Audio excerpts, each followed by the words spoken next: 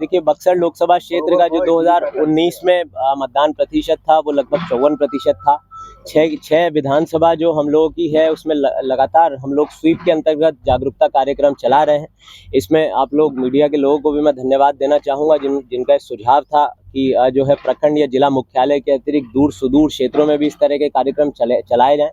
उसको भी हम लोगों ने संज्ञान में लिया और आप लोग देख सकते हैं कि ब्रह्मपुर के दूर सुदूर क्षेत्रों में, नैनीजोर के दूर सुदूर क्षेत्रों में एवं जिला स्तर के अन्य भी सभी क्षेत्रों में इस तरह के कार्यक्रम चलाए जा रहे हैं। और अब मई का महीना भी आ गया, आप लोग देखेंगे कि जैसे नोटिफिकेशन हो जाता है उसके बाद ये गतिविधियों में और तेजी भी आएगी और सघन अभियान हम लोग चलाएंगे। और सभी मतदाताओं से जिले के मैं अपील करता हूं कि अपने मताधिकार का उपयोग 1 जून को जो 33 बक्सर लोकसभा क्षेत्र का आम निर्वाचन निर्धारित है उस दिन बढ़ चढ़कर आप लोग आएँ, सभी एक साथ आएँ और अपने मताधिकार का उपयोग अनिवार्य रूप से करें।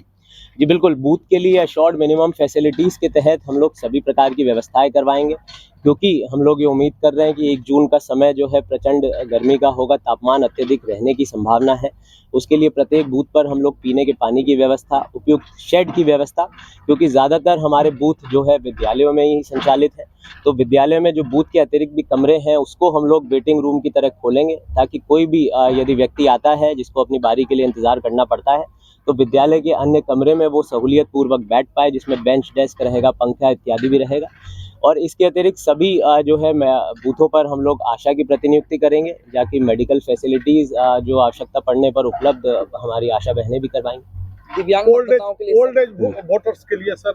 इस तरह से जो गाइडलाइन दिया गया है इलेक्शन कमीशन द्वारा, उसको लेकर के जिले में किस तरह की तैयारी? बिल्कुल, देखिए बिल्कुल इसमें जितने भी हमारे दिव्यांगजन मतदाता हैं, जिनको 40% से ऊपर की दिव्यांगता है, जिनको सिविल सर्जन कार्यालय से सर्टिफिकेट प्राप्त है और 85 वर्ष से ऊपर के जो वोटर्स हैं उनको होम वोटिंग की सुविधा उपलब्ध है।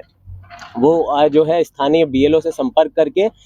जो हमारा फॉर्म 12D होता है इत्यादि का उपयोग करते हुए घर बैठे ही वोटिंग जो है कर सकते हैं। और इसके अतिरिक्त जितने भी हमारे बाकी दिव्यांगजन बंधु या 85 वर्ष से नीचे के वृद्धजन हैं जो बूथ पर आके वोटिंग करना चाहते हैं, उनके लिए भी जितने जो हमारे होमगार्ड हैं, क्यू मैनेजमेंट वगैरह की सुविधा रहेगी और वोटिंग में हम लोग उनको प्राथमिकता देंगे। जब भी वो आते हैं सबसे पहले उन्हीं से वोटिंग करवाई जाएगी। चुनाव कार्य में लगे कर्मी जी का मेडिकल